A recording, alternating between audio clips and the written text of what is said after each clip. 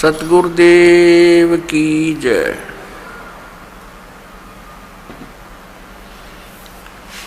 बंदी छोड़ कबीर परमेश्वर जी की जय। बंदी छोड़ गरीबदास जी महाराज जी की जय। स्वामी राम देवानंद जी गुरु महाराज जी की जय।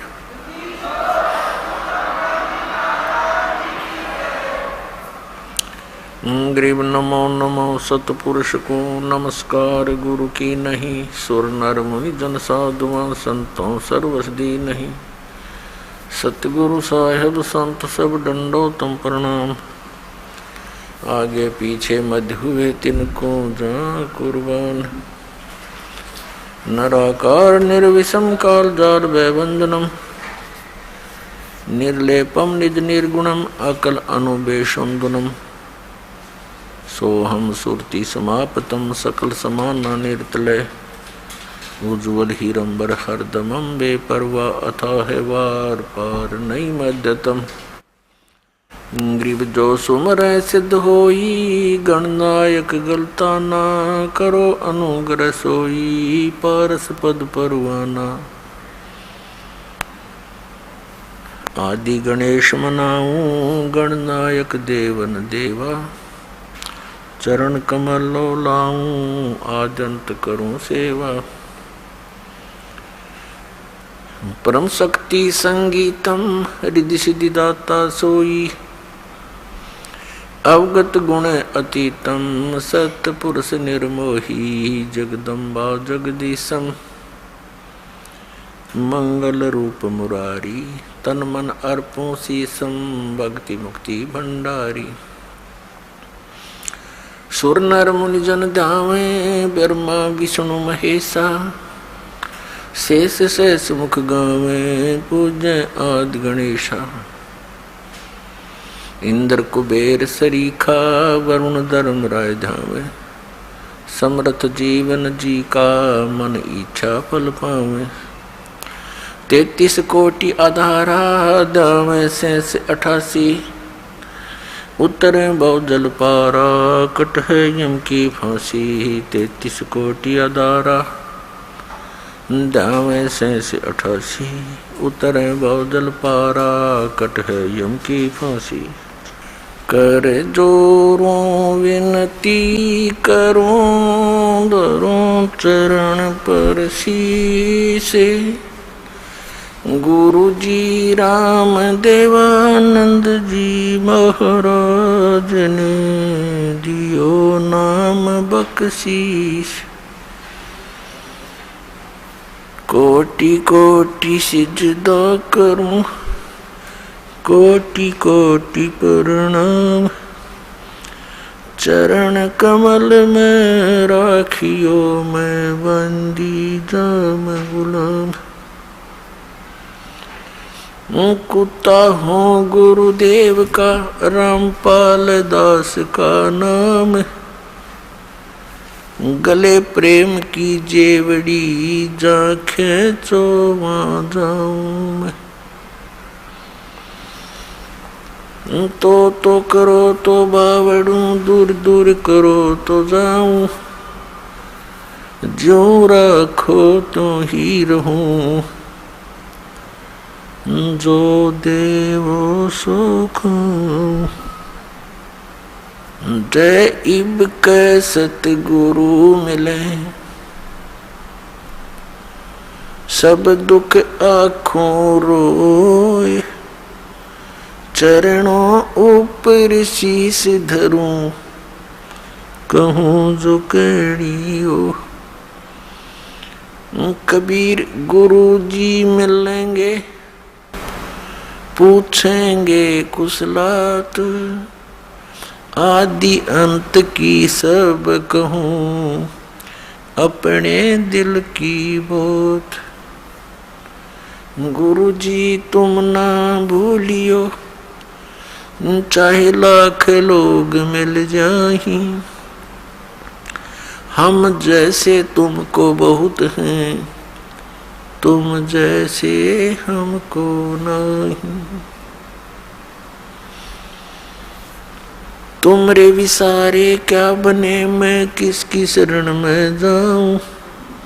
शिव ब्रंच मुनि नारदा तिनके हृदय न समाऊं। ब्रह्म पिता परमात्मा पूर्ण ब्रह्म सारी सृष्टि के रचनहार कुल मालिक कबीर परमेश्वर जी की असीम कृपा से आप जी सत्संग सुनने के लिए उपस्थित हुए। भक्ति मुक्ति के दाता सतगुरु ये भटकत प्राण फिरंदा, उस साहिब के हुक्म बिना नहीं तरवर पात हिलंदा। उस परमेश्वर की असीम कृपा से, उस तत्ब्रह्म की रजा से आप जी यहाँ पहुँच पाए हो। पुण्यात्माओं, सत्संग में आने से हमें ये ज्ञान होता है कि मानव शरीर हमें किस लिए प्राप्त हुआ था। जब तक हम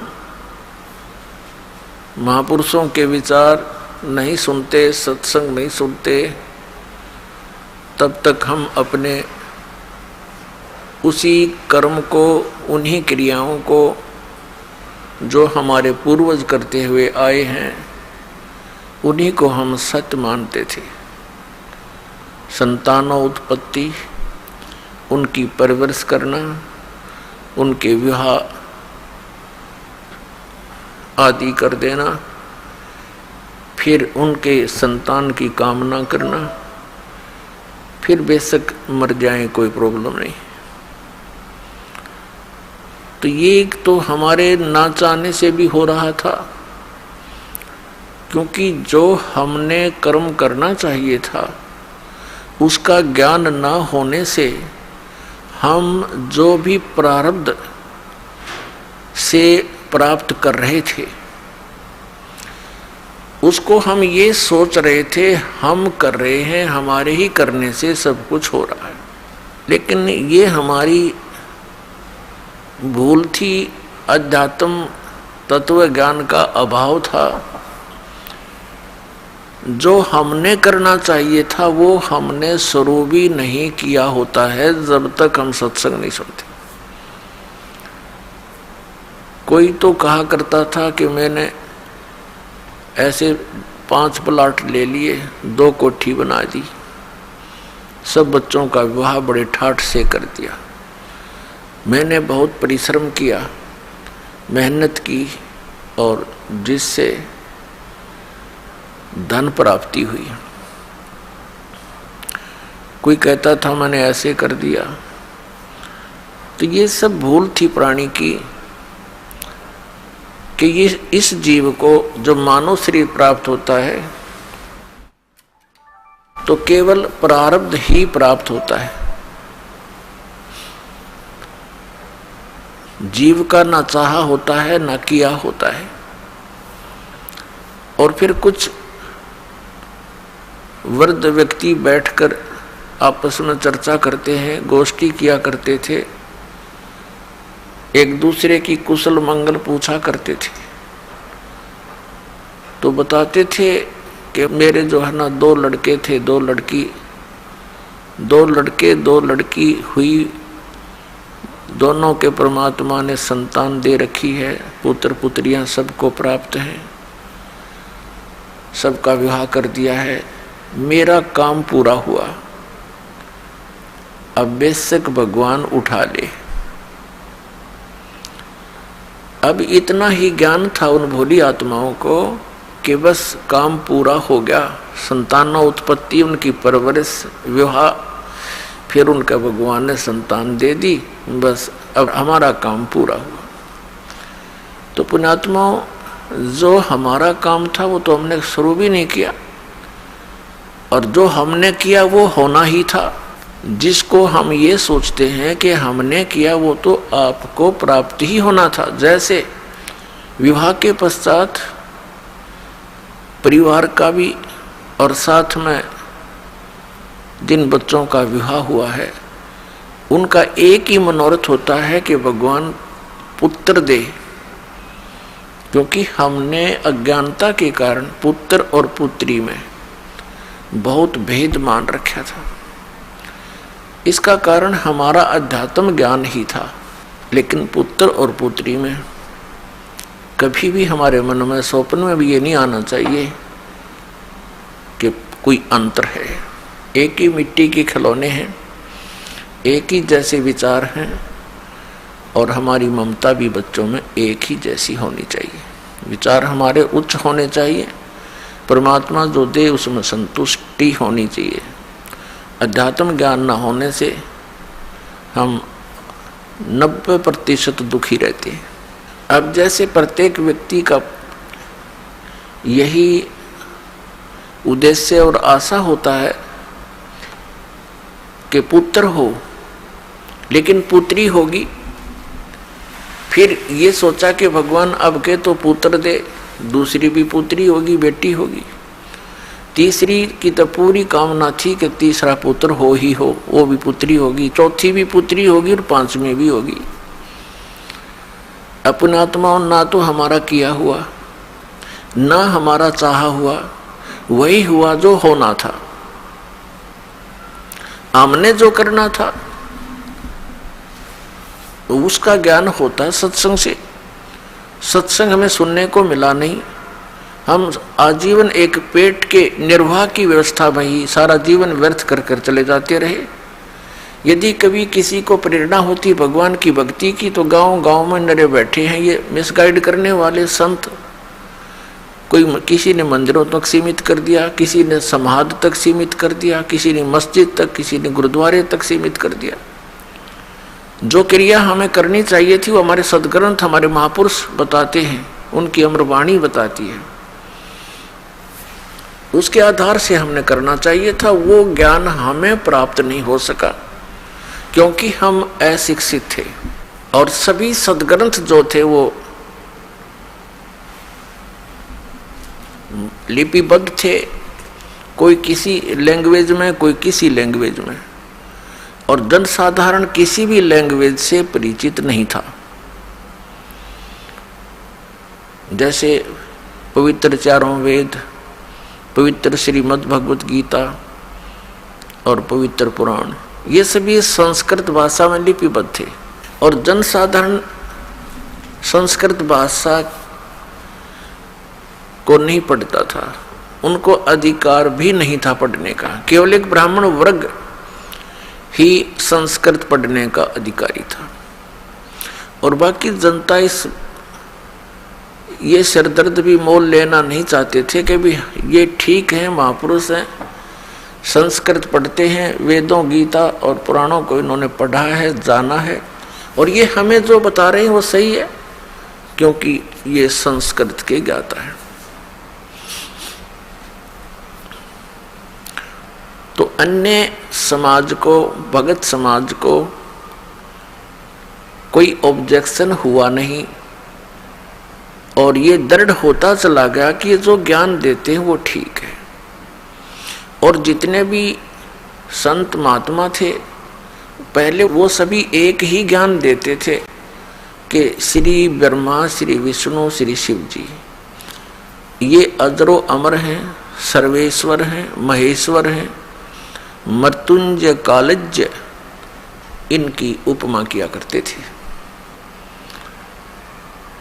और इन्हीं की पूजा यानी श्री विष्णु जी और श्री शिव जी की पूजा और साथ में फिर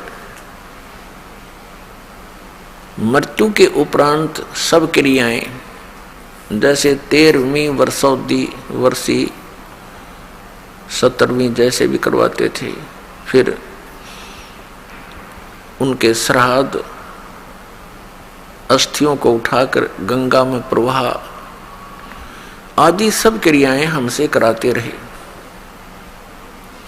तो हमारी एक परंपरा सी बन गई और विदाउट ऑब्जेक्शन बन गई क्योंकि सभी यही क्रियाएं हम कर रहे थे। और सभी महापुरुष जो भी प्रवचन करता थे, सत्संग किया करते थे, इन्हीं की, सुदामा और श्री कृष्ण जी की, श्री राम और भीलनी की, और रावण के वध की, कंस के वध की, ये कथाएं हमें सुनाया करते थे और हम सुनते रहते थे अच्छा लगता था। और हमने यही मान रखा था कि सब ज्ञान जो ये बता रहे हैं महापुरुष, ये सदग्रंथों से ही बता रहे हैं। और हरे कृष्ण राम राम हरे हरे, ओम नमः शिवाय आदि, ओम भगवते वासुदेव नमः, इस तरह के ये मंत्र हमसे जाप कराया करते थे। कुछ एक व्यक्ति थे, वो ये कहते थे केवल एक ओम नाम का जाप करना चाहिए और मंत्र नहीं जपने चाहिए।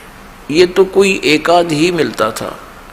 और वो ऐसा कहने वाले कौन थे? विशेषकर आर्य समाज के कुछ आचार्य और प्रचारक ही होते थे। और वे महर्षि दयानंद के विचारों को ही समाज में फैलाया करते थे। और महर्षि दयानंद खुद ओम का जाप करने के पक्ष में नहीं था। आपको बहुत बार दिखाया है, दिखाएंगे समय आने पर। भले ही वो ये कहते हों कि ओम का जाप करो, लेकिन वे स्वयं ओम नाम यानी किसी भी मंत्र के जप करने के पक्ष में नहीं था। कारण क्या था कि ये सभी ब्राह्मण लोग थे। जैसे आदि शंकराचार्य, ये उस समय जन्मे थे जिस समय भारतवर्ष के अंदर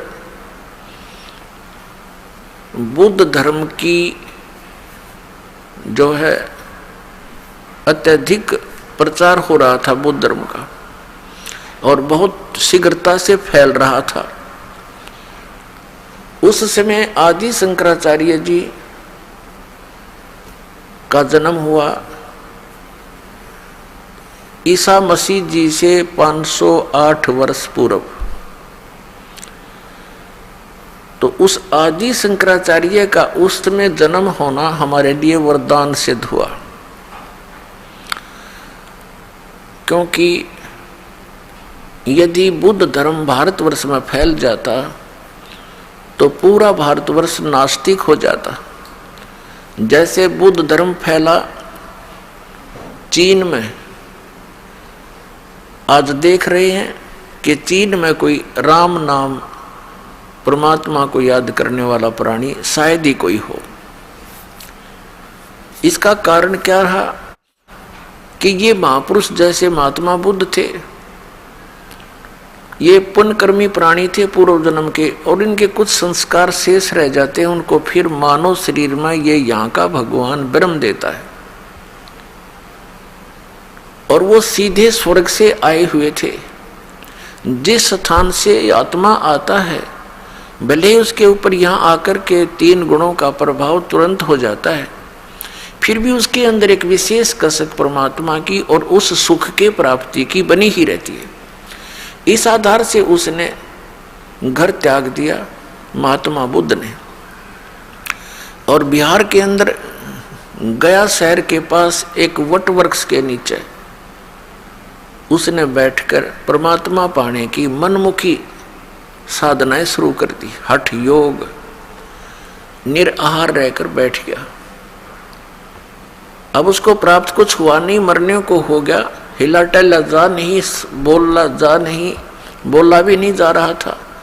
तो किसी माई को प्रेरणा हुई, किसी बहन ने उसके मुख पर थोड़ी सी खीर लगाई, धीरे धीरे वो चाटने लगा।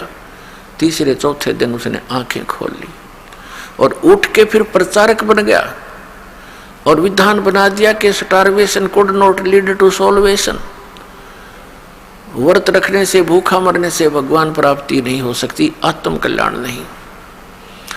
उस हठ योग के करने से और पूर्व जन्म के संस्कारों से उसके अंदर एक बोलने की शैली विशेष थी। ऐसी वो प्रचार करता था कि जनता उससे प्रभावित होने लगी, और जिस कारण से उसने बहुत से अपने प्रचारक भी बना दिए, और भारतवर्ष में वो शीघ्रता से फैलने लगा और पूरा चीन उसका अनुयायी बन गया। अब वो नास्तिक क्यों हो गए? उसका कारण ये था कि जो वे ऑफ वर्शिप यानी पूजा का मार्ग, भक्ति की विधि उस महात्मा बुद्ध ने बताई, वो शास्त्रों अनुकूल नहीं थी। श्रीमद् भगवत गीता अध्याय नंबर 16 के श्लोक 23 और 24 में कहा है कि शास्त्र विधि को त्याग कर जो मनमाना आचरण करता है उसकी न तो गति होती है, न उसको कोई सुख प्राप्त होता है, और न ही उसका कोई सिद्धि प्राप्त होती है, उसकी सिद्धि भी प्राप्त नहीं होती, अर्थात यूजलेस। यूजलेस यानी व्यर्थ। यही कारण रहा महात्मा बुद्ध जी ने अपने मनमाना आचरण, वो पाखंड मत चला दिया। और यही काल चाहता है कि कोई भी पुण्यात्मा उसके फंस जाता है, उसको अपना प्रचारक बना करके उसी की कमाई को, उसी की सिद्धियों को नष्ट करवा देता है और पूरे उनके अनुयायियों को मिसगाइड करवा कर ये निश्चिंत हो जाता है कि ये गए काम तय। और यही क्रिया बनी थी, महावीर जैन ने यही किया था। वो भी पुण्यकर्मी प्राणी थे। ये वही पुण्यात्मा मारीची वाली आत्मा थी जो श्री ऋषभदेव जी के पौत्र थे, और कई बार ये लाखों बार देवता बने, करोड़ों बार गधा बने, करोड़ों बार कुत्ता बने। अब उसके बाद वो एक स्वर्ग से वापस आए और उनका जन्म महावीर जैन रूप में हुआ। उसके बाद उन्होंने परमात्मा पाने के लिए घर त्याग दिया। ये मुनिवर्ती बोलते हैं, घर त्याग दे नी वस्त्र हो जा। वो निकला था वैराग कसक में, कोई गुरु उनको मिला नहीं, उन्होंने गुरु धारण नहीं किया, मनमुखी हठ योग किए। उसके बाद स्वयं ही प्रचारक बन गया, 363 पाखंड मत चला दिए, और जिस कारण से आज पूरा जैन धर्म उसी महावीर जैन द्वारा चलाए गए उन पाखंड मतों के आधार से पूजाएं कर रहा है। और कुछ दिनों में ये सब नास्तिक हो जाएंगे, क्योंकि भगवान से मिलने वाली राहत इनको प्राप्त नहीं होती। यही कारण रहा कि पूरा चीन नास्तिक हो गया, क्योंकि उनको भगवान से मिलने वाली वो साधना नहीं प्राप्त हुई जो भगवान से राहत मिले। तो उन्होंने सोच लिया कि भगवान कोई है नहीं, अपने मेहनत परिश्रम से करो और खाओ। ये तो पशु पक्षी भी कर रहे हैं। अगर इतना ही मनुष्य जीवन इसीलिए सीमित था, अगर यहीं तक परमात्मा ने सीमित करके भेजा होता तो पशु पक्षी भी यही कार्य करते थे। अलग से ये एक सुंदर शरीर देने की क्या आवश्यकता थी? परमात्मा ने अपने जैसा ही रूप आपको प्रदान किया है मनुष्य को। परमात्मा भी मनुष्य जैसा ही है, लेकिन उनका सामर्थ्य, उनके शरीर का तेज, उनकी खूबसूरती हमसे असंख्यों गुना अधिक है। इसलिए वो परमात्मा है, हम आत्मा हैं, हम जीव हैं, वो परमेश्वर है।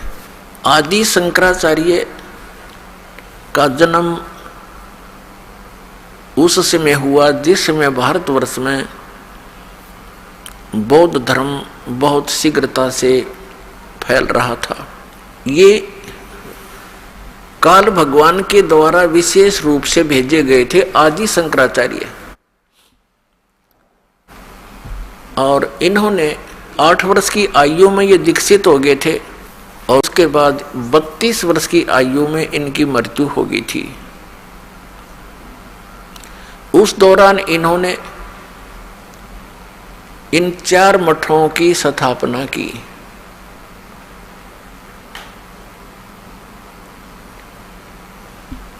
एक जैसे ये जोशी मठ बोलते हैं, ज्योतिर्मय जोशी मठ, एक श्रृंगेरी मठ, श्रृंगेरी पीठ कहो, 4 पीठ स्थापित की, एक द्वारका शारदा पीठ, एक पुरी गोवर्धन पीठ, इस प्रकार। तो पुण्यात्माओं, हमारे साथ वही हुआ कि आसमान से गिरे, खजूर में अटक गए। क्योंकि यदि बौद्ध धर्म फैल जाता तो हम आसमान में थे, कोई सिर पैर था ही नहीं भक्ति का। अब इन्होंने क्या सिद्धांत बनाया, आदि शंकराचार्य ने, जहां से हम हिंदू धर्म को चला मानते हैं, उन्होंने क्या बताया। एक तरफ तो वो कहते हैं कि जीव ही ब्रह्म है, अयम आत्मा ब्रह्म, अहम ब्रह्मास्मि, प्रज्ञानम ब्रह्म, और चौथा इनका मंत्र है तत्वमसि। और ये बताते हैं कि इन चारों का अर्थ यही बनता है कि जीव ही ब्रह्म है, ब्रह्म मीन भगवान, और कोई करता है नहीं। और संसार को ये मानते हैं अनादिकाल से अपने आप सृष्टि प्रलय होती है, अपने आप उत्पत्ति होती है। जैसे आकाश से वायु, वायु से अग्नि, अग्नि से जल, जल से फिर पृथ्वी, ऐसे फिर ऐसी तरह संहार होता है।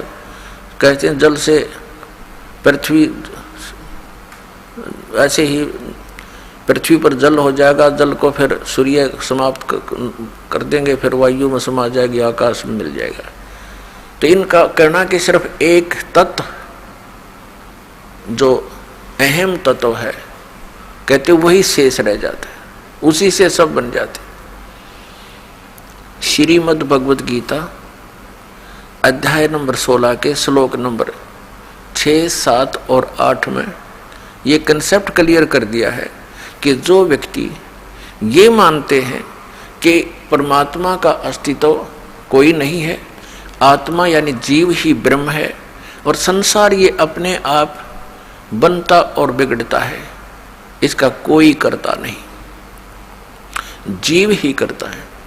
ऐसे लोग राक्षस स्वभाव को धारण किए हुए हैं और वे संसार के जगत के नाश के लिए ही उत्पन्न होते हैं।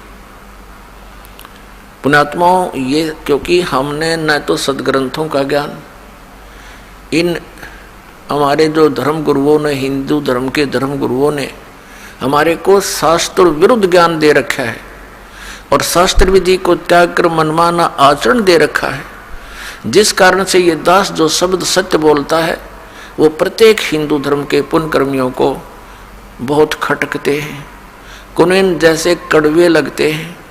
उसके लिए थोड़ी सी बूरा खिलानी पड़ेगी। वो बूरा क्या होती है?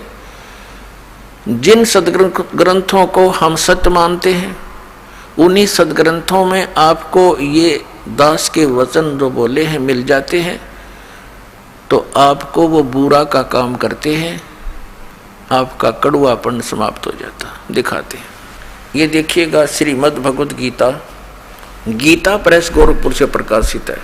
इसके अनुवादक हैं जयदयाल गोविंद का। अध्याय नंबर 16 श्रीमद् भगवद गीता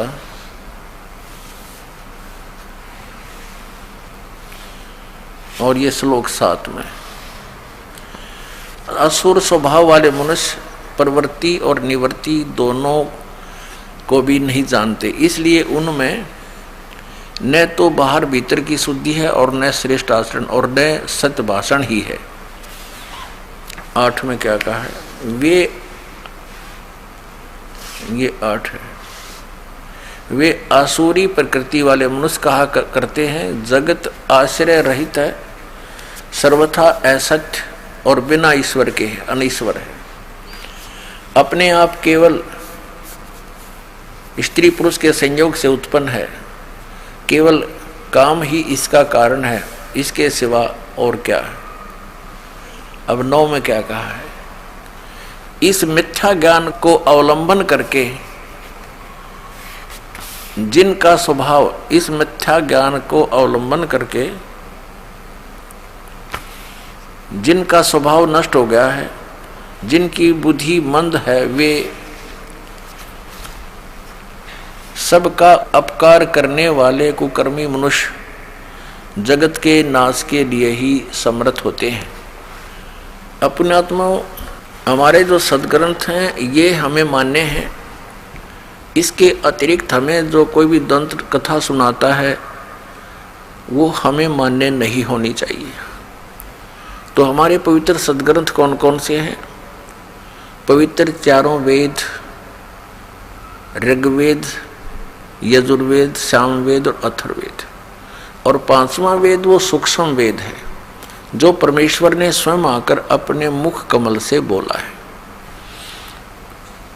जिसके विषय में श्रीमद् भगवद गीता अध्याय नंबर 4 के श्लोक नंबर 32 में वर्णन है कि वो ब्रह्मणे मुखे सच्चिदानंद घन ब्रह्म के मुख कमल से उतरित वाणी में विस्तार के साथ धार्मिक यज्ञों की अर्थात अनुष्ठानों की जानकारी कही गई है।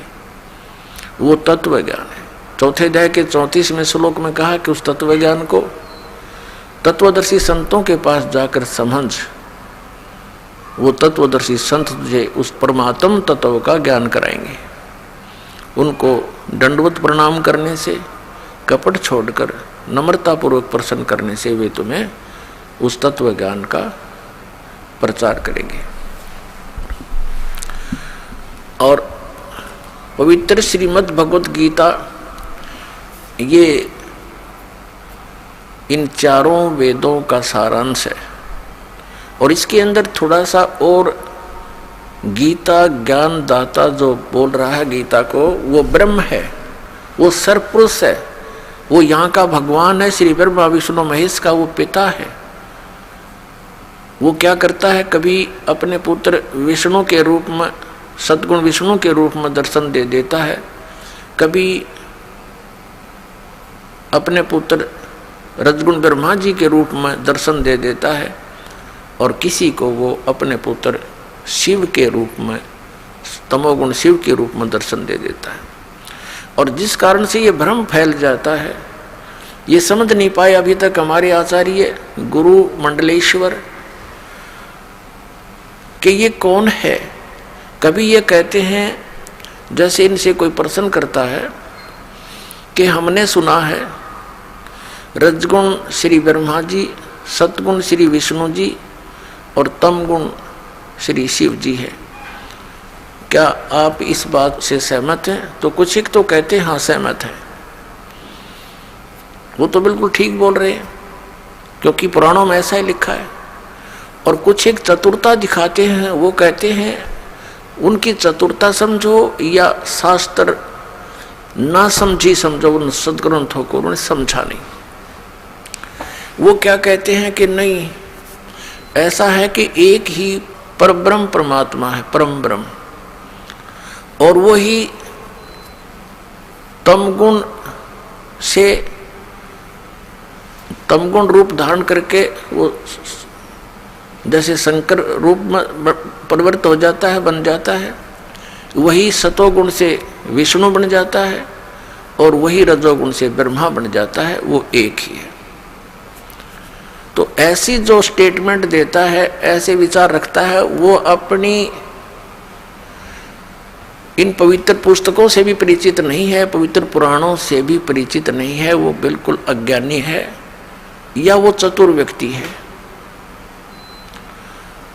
तो ऐसे व्यक्तियों से अब हमने सावधान होना पड़ेगा, क्योंकि हम शिक्षित हो गए, सदग्रंथ ये हमारे पास उपलब्ध हैं, हम इनको पुनः देखेंगे और वही मार्ग हम ग्रहण करेंगे जो हमारे सदग्रंथ बताते हैं।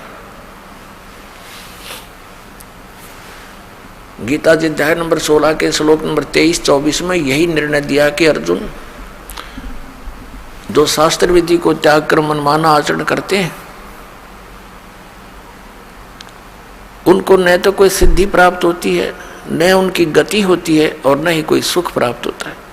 और इन 3 वस्तुओं की हम परमात्मा की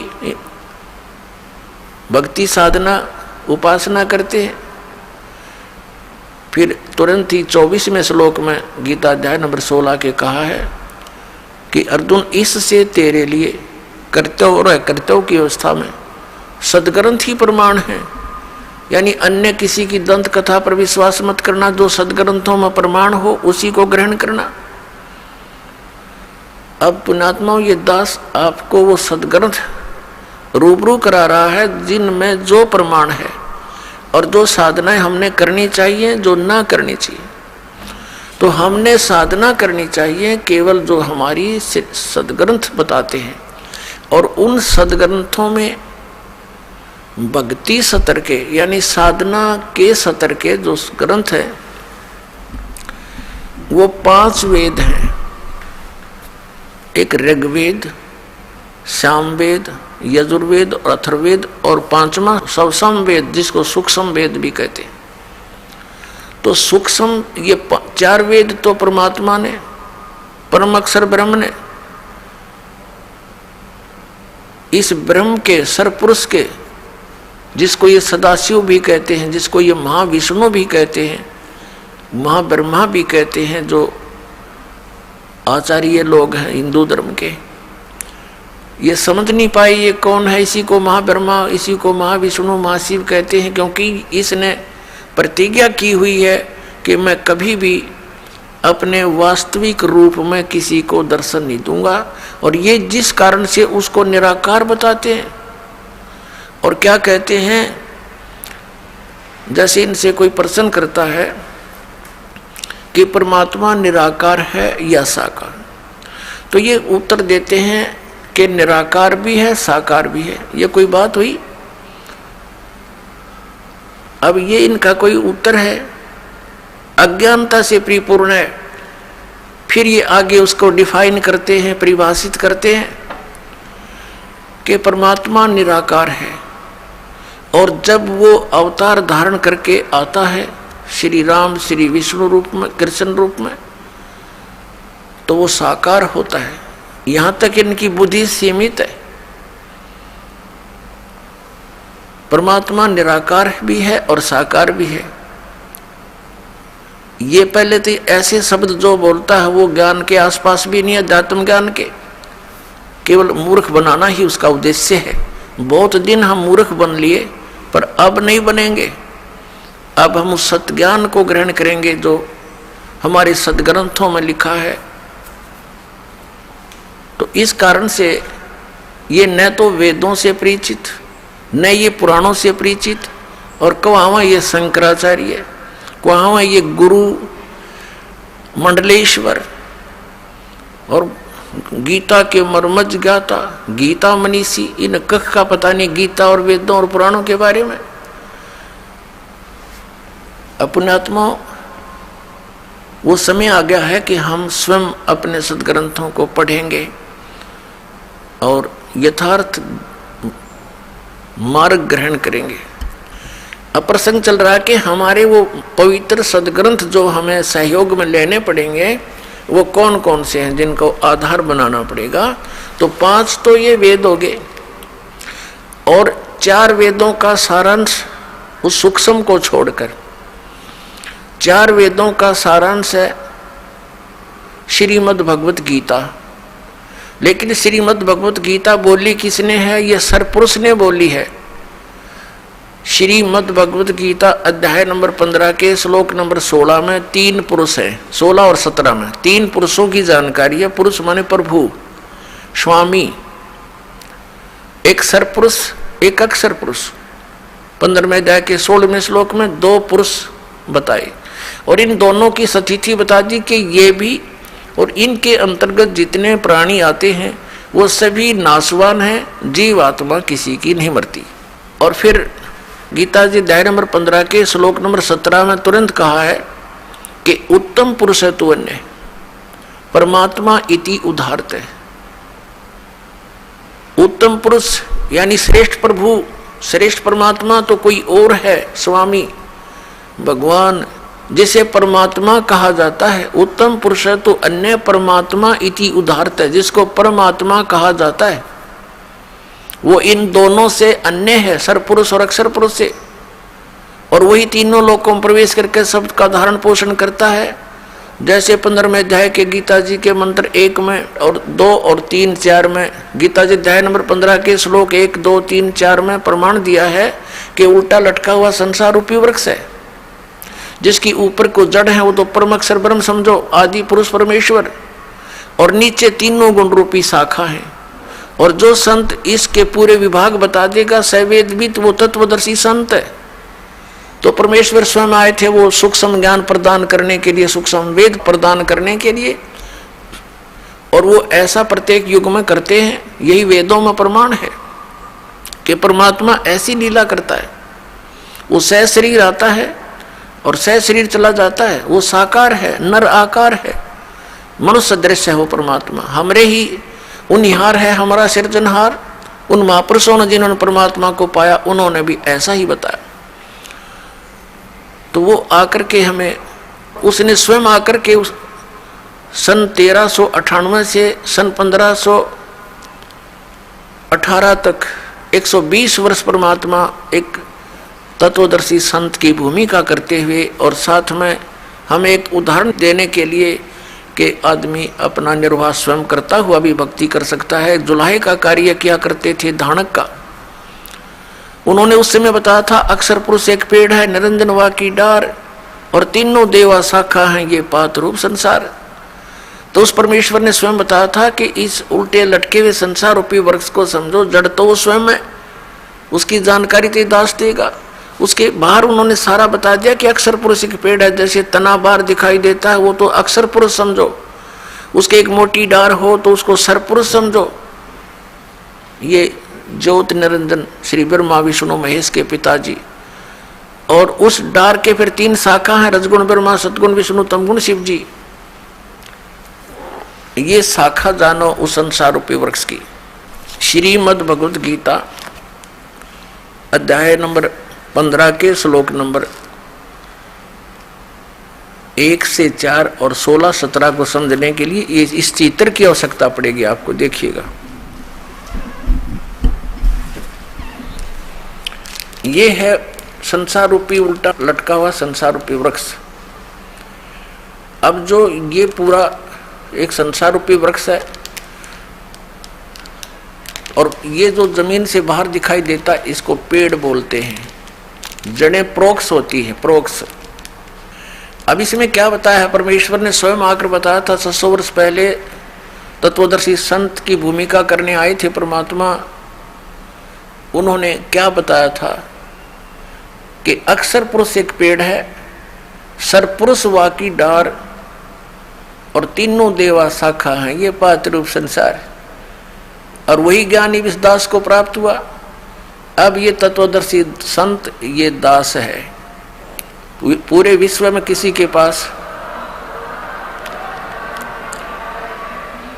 पूरे विश्व में किसी के पास ये तत्व ज्ञान नहीं है, और ना ही वो यथार्थ भक्ति मार्ग है। तो पुण्यात्माओं, आपके ऊपर एक वरदान होगा ये तत्व ज्ञान, और आपका कल्याण हो जाएगा। अब देखिएगा, ये अक्षर पुरुष तो तना है समझो, और ये सरपुरुष डार, मोटी डार जिसको, और ये 3 रजगुण ब्रह्मा, सतगुण विष्णु, तीनों देवा शाखा है। रजगुण ब्रह्मा जी, सतगुण विष्णु जी, तमगुण शिव जी, महेश जी, और ये पात रूप संसार। और ये मूल कौन है?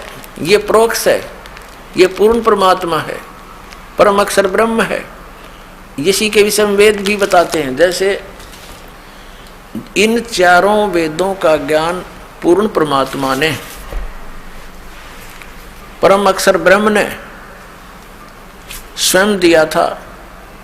इस ज्योत निरंजन काल यानी सरपुरुष के अंतःकरण में डाल दिया था, और उसके समय निर्धारित कर दिया था। जैसे कोई मादा गर्भ धारण करती है तो समय आने पर वो बालक, वो बच्चा अपने आप बाहर आ जाता है। तो इस प्रकार परमात्मा ने इसके अंतःकरण में ये 5 वेद फीड किए थे। किसके में? सरपुरुष के अंदर। परम अक्षर पुरुष ने, जिसने सारे ब्रह्मांडों की और सब जीवों की, प्राणियों की, आत्माओं की, सबकी रचना की है, सर्व उत्पादक प्रभु है वो, उसने। तो इसने जब वो इस सरपुरुष ने, इस सरपुरुष के अंतर्गत हम सभी यहाँ रह रहे हैं।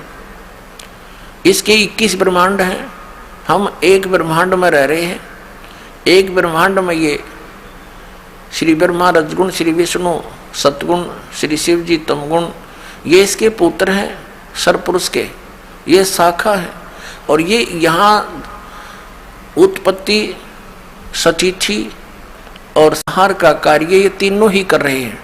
और इसके निमित्त वो काल है, वो करवा रहा है। उसको 1,00,000 मानव शरीरधारी प्राणियों के सूक्ष्म शरीर को भून कर खाने का श्राप लगा हुआ, खाने का। तो जिस कारण से ये अपने तीनों पुत्रों से हमें यहाँ पर ऐसे ही व्यवस्थित है, ऐसे ही व्यवस्थित करवा रहा है कि ब्रह्मा जी के रजोगुण के कारण हम संतानों उत्पत्ति करते हैं और विष्णु जी के सतोगुण के कारण हम एक दूसरे में ममता रखते हैं।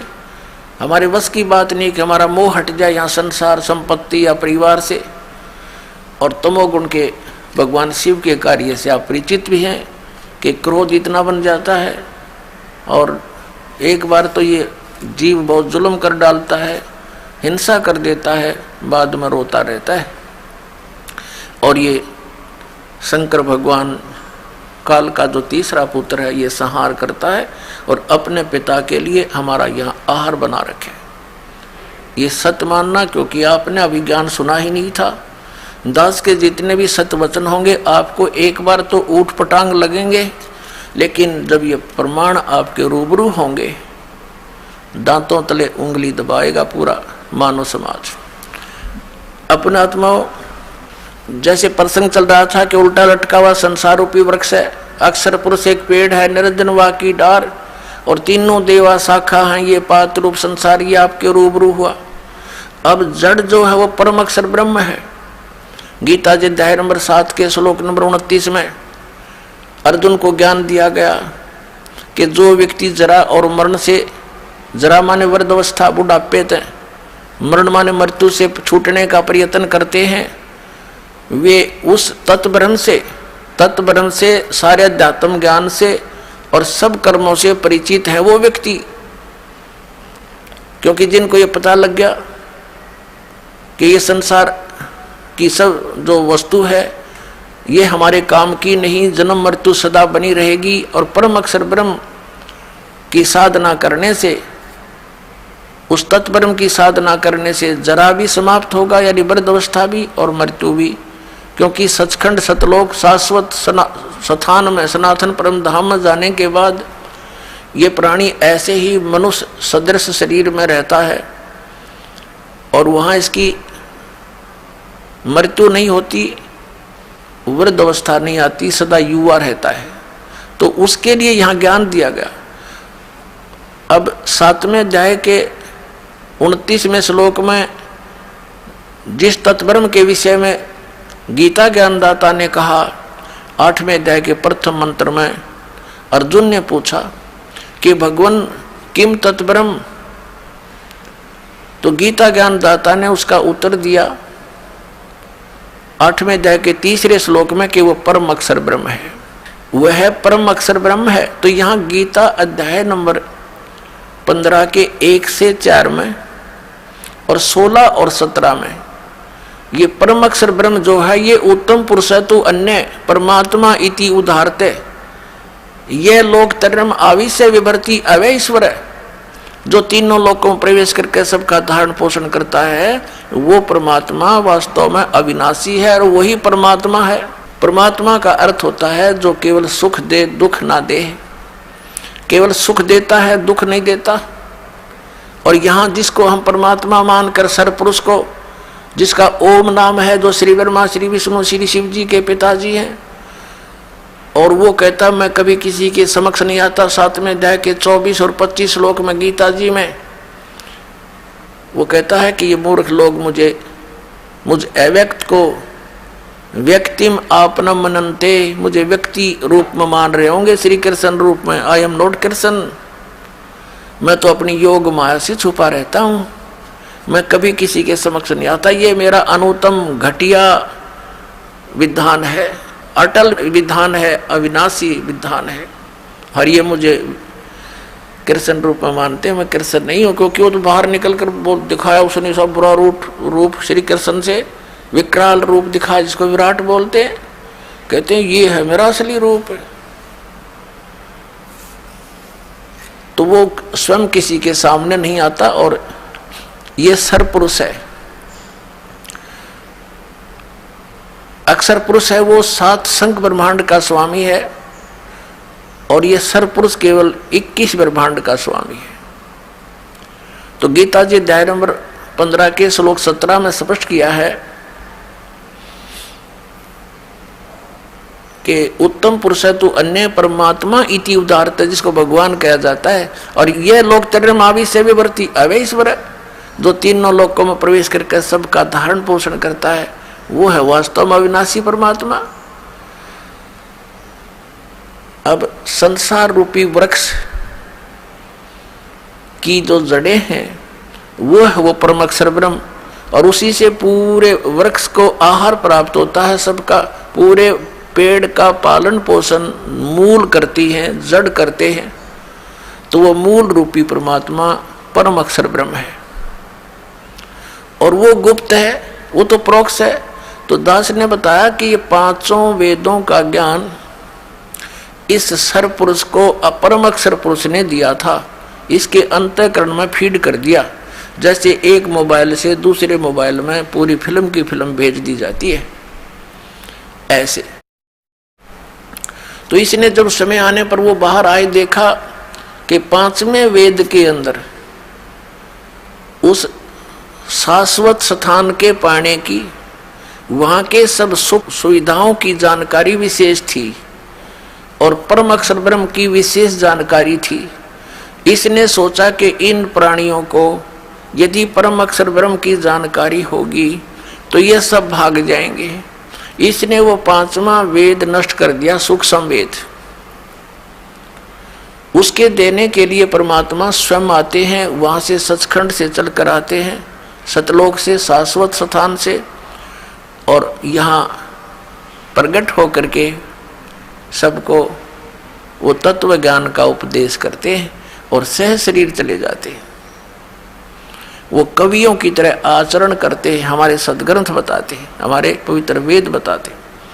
तो अब आपको दिखाते हैं कि वो 4 वेद इसने रख लिए, और इन 4 वेदों को इसने क्या किया, अपने पुत्र श्री ब्रह्मा जी को दे दिए। जब सागर मंथन किया, इनको 4 वेद प्राप्त हुए, वेद ब्रह्मा ने रख लिए। तो ऐसे फिर ब्रह्मा जी ने जो पढ़ा, जैसा भी उसके समझ में आया, और उसके सरपुरुष ने उसको जितनी विभूति दी, उसके आधार से उन्हें वेदों को फिर आगे अपने वंशजों को पढ़ा दिया। अब उन वेदों में क्या लिखा है, अब जैसे यजुर्वेद के अध्याय नंबर 40 के और श्लोक नंबर 15 में ये वेद ज्ञान दाता सरपुरुष ब्रह्म कहता है, इसको ब्रह्म भी बोलते हैं। ये कहता है कि मेरा केवल एक ओम मंत्र है, इसका जाप काम करते करते करो, विशेष कसक के साथ करो, और मनुष्य जीवन का एक परम कर्तव्य जान के ओम नाम का स्मरण करो। अब ऋषि महर्षियों ने इन यजुर्वेद से ओम मंत्र तो सेलेक्ट कर लिया कि पूर्ण परमात्मा की भक्ति का सही मंत्र यही है। तो जो ओम नाम के जाप को ही सुप्रीम मानकर सेट हुए बैठे हैं, वो ये भूल गए कि इसी यजुर्वेद अध्याय नंबर 40 के श्लोक नंबर 10 से लेकर 13 तक वेद ज्ञान दाता सरपुरुष एक ऑप्शन छोड़ रहा है कि कोई तो परमात्मा को जन्म लेने वाला कहता है, संभवात, और कोई असंभवात, यानी वो कभी जन्म नहीं लेता, उत्पन्न नहीं होता, ऐसा बताते हैं। इसकी जानकारी भगवान साकार है या निराकार, इसका यथार्थ ज्ञान तत्वदर्शी संत बताते हैं, उनसे सुनो। इससे सिद्ध हो गया कि वो जो तत्वदर्शी संत इस वेद ज्ञान से अन्य ज्ञान सुनावेंगे। यदि इस वेद में ही और वेद ज्ञान दाता को ही पता होता तो उसमें 4 लाइन लिख देता, जब इतने मोटे ग्रंथ बनाए, उसको पता ही नहीं। तो ये भूल गए कि तत्वदर्शी संत वो ज्ञान देगा जो वेदों से हटकर होगा, और इन्होंने कुछ समझा होगा तो उसका उल्ट अर्थ ही लगाया होगा। क्योंकि कहते हैं गुरु बिन काहू न पाया ज्ञाना, ज्यों थोथा भुस चढ़े मूड किसाना, गुरु बिन वेद पढ़े जो प्राणी, और समझे ना सार रहे अज्ञानी। तो सार नहीं समझ सके परम तत्वदर्शी संत के बिना वेदों का। अब पवित्र यजुर्वेद के अध्याय नंबर 40 के